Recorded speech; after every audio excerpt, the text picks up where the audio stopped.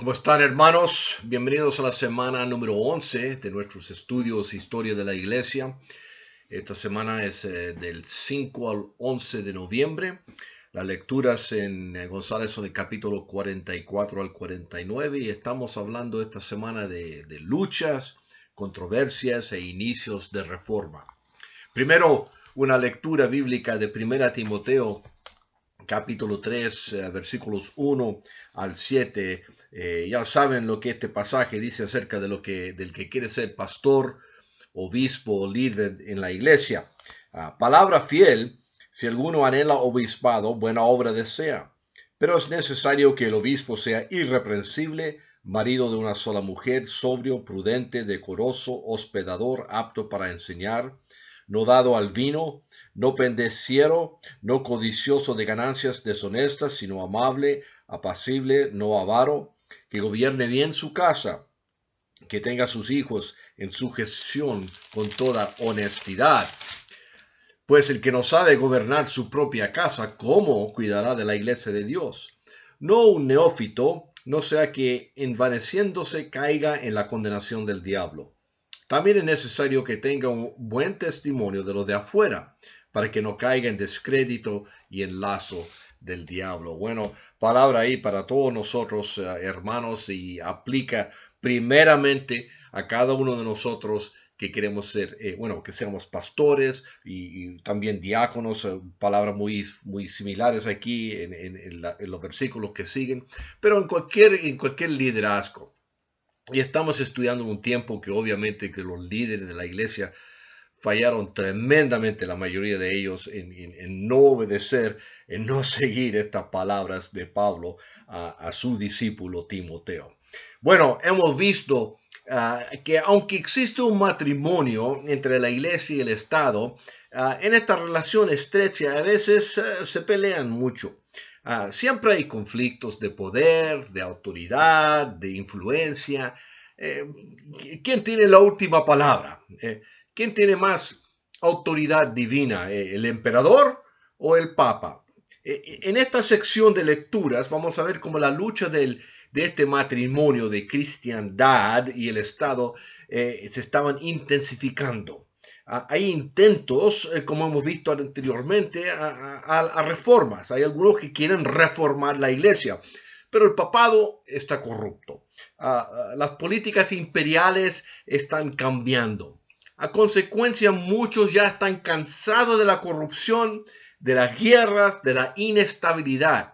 Los reyes, los nobles, hasta los líderes en la iglesia y por supuesto el pueblo, la gente común y corriente, ya estaban hasta aquí con las situaciones políticas y eclesiásticas. Bueno, fíjense en varias cosas que están cuando están leyendo esta semana. Uno, surgen condiciones sociales y políticas que cambian mucho la escena. La peste, la guerra de 100 años, que fue mayormente entre Francia e Inglaterra. El Papa es controlado por mucho tiempo, durante este tiempo, por Francia y reside y vive en ese país por mucho tiempo también. Número dos, las condiciones y las luchas políticas son de tal intensidad que se llegó hasta el punto de tener 2 papas y aún 3, y todos estos apoyados por diferentes reyes, diferentes nobles. Número 3, hay un intento de reformar la iglesia por medio de un concilio, por el concilio.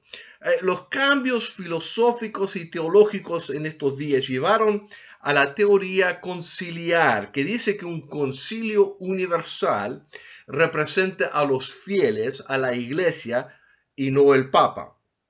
Por lo tanto, un concilio tiene más autoridad que el papa, decía esta filosofía, esta teología conciliar. Pero hay dificultades, sin embargo. ¿Quién tiene la autoridad de convocar un concilio? Esto es importante porque la persona que tiene autoridad de convocar, de llamar, de juntar el concilio, posiblemente podría determinar los resultados del concilio.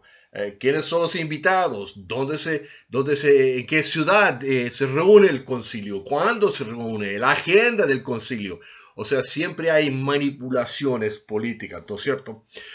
Número 4, fíjense en Juan Wycliffe, en Inglaterra, que es un precursor de la Reforma Protestante. Empieza a hacer él preguntas doctrinales que resultan en su persecución y su muerte.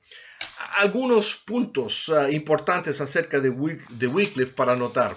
Uno, él argumentaba que si un obispo y hasta el Papa mismo no cumplían con su trabajo, con su obra como lo deberían hacer, las autoridades civiles tenían el derecho de sacarlos de sus puestos.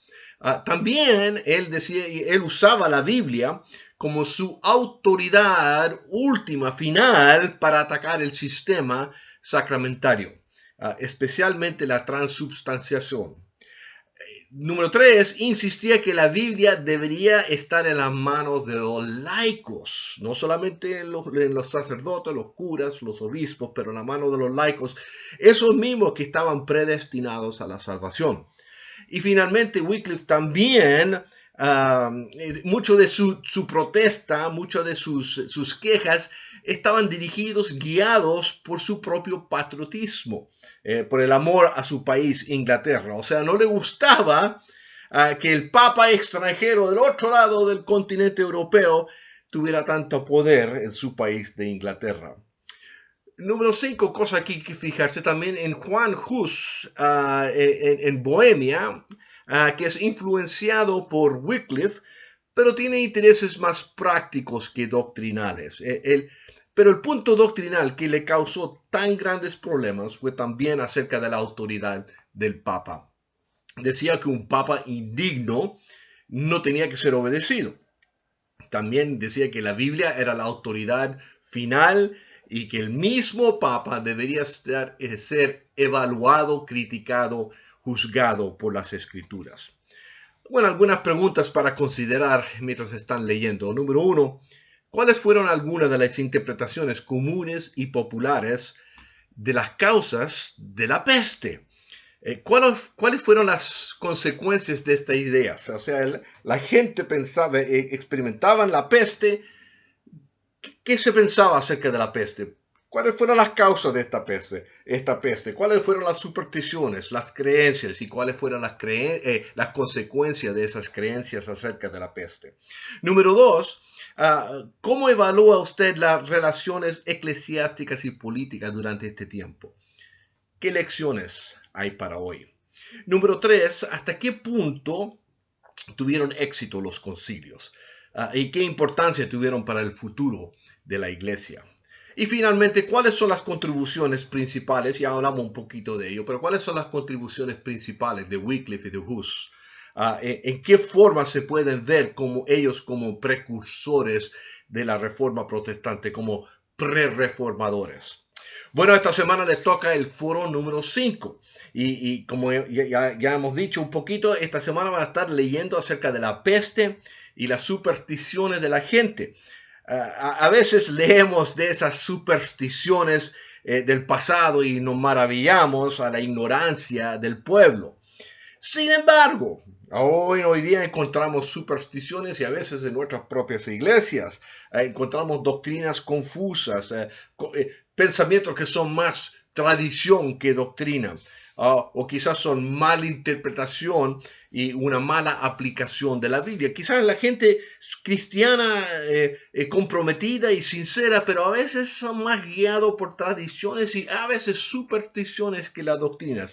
Y de eso van a estar discutiendo y debatiendo esta semana. Muy bien, hermanos, tengan una muy buena semana. Voy a orar por ustedes y pónganse a leer, a estudiar y a trabajar. Señor, damos gracias que ya hemos llegado a este punto en el semestre. Doy gracias por estos estudiantes que están trabajando tan duramente, fielmente, fuertemente. Doy gracias por ellos, por sus ministerios, por la forma en que los has cuidado y que en muchos casos les has bendecido y has contestado las oraciones que ellos tienen. Cuídalos, Señor, protégelos en el nombre de Cristo. Amén. Nos vemos la próxima semana, hermanos.